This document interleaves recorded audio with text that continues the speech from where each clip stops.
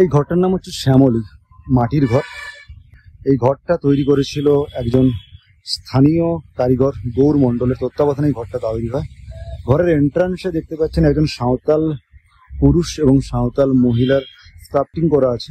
আর এই স্ক্রাফটিংটা করেছেন famous চিত্রকার Ramkinkar base. 1935 সালে 7ই মে রবীন্দ্রনাথ ঠাকুরের জন্মদিনে এই ঘরটার গৃহপ্রবেশ হয়, দেখতে পাচ্ছেন।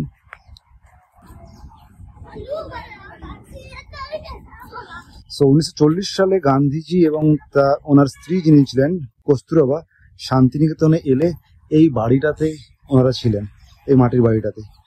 তো রবীন্দ্রনাথের মৃত্যুর পরে গান্ধীজি যতবার শান্তিনিকেতনে এসেছেন ততবারই তিনি এই শ্যামলী ঘরটাতে থাকতে পছন্দ করতেন। ঘরটা পুরো মাটির তৈরি, এটা ঘরের এন্ট্রান্স। 1935 সালে এখানে রবীন্দ্রনাথ ঠাকুরের গৃহপ্রবেশ করেন।